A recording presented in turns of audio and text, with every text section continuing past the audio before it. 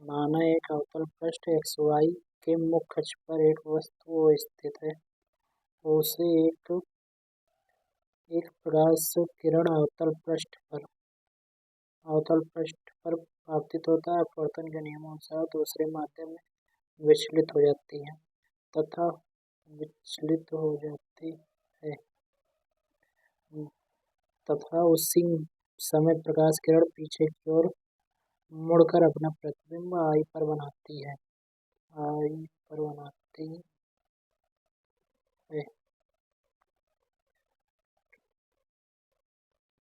MNC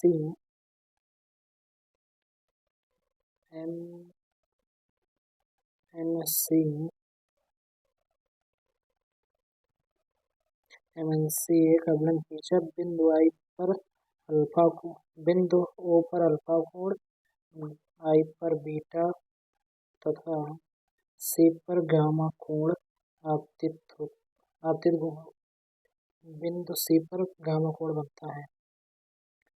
बिंदु N से L को मिलाया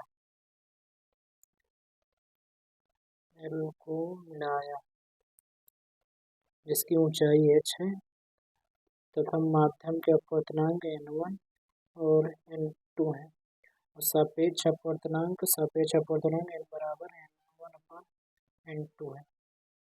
N1/N2 है और यहाँ पर ये अभिलंब है और ये आपतित किरण है, तो इसलिए यहाँ पर जो कोण बनेगा वो बनेगा कोण I। और ये अपवर्तित किरण थी तो अपवर्तित किरण को ही पीछे लेकर आए, तो अभिलंब और अपवर्तित किरण के बीच में कोण R मतलब अपवर्तन कोण।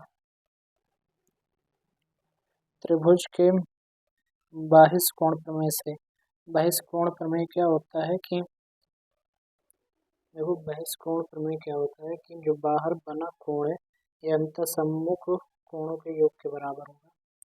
जैसे यहाँ पे गामा कोण है तो ये वाले कोण और ये वाले कोण अगर ये वाला त्रिभुज लेंगे तो इनके दोनों के योग के बराबर होगा।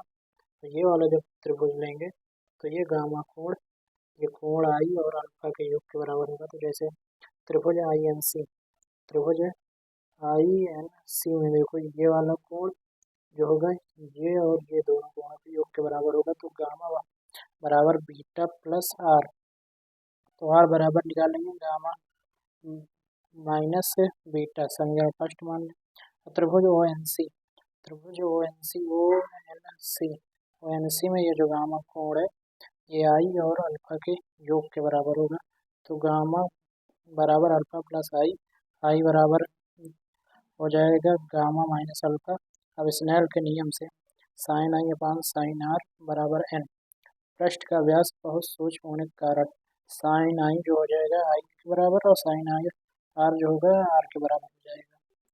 तब स्नेल के नियम में जो sin I/sin R था वो I/R हो जाएगा। तो I बराबर R है। समीकरण 3 समीकरण फर्स्ट व सेकंड का मान समीकरण 3 में रखने पर तो क्या हो जाएगा I का मान ये हो गया और N का मान R का मान ये हो गया। अब इनको हम हल कर लेंगे तो समीकरण 4 निकल आएगा। त्रिभुज ONL tan का संबंध किससे होता है? tan थीटा का संबंध होता है लंब बटे आधार से। तो लंब ये हो गया आधार ये हो गया। जैसे त्रिभुज ONL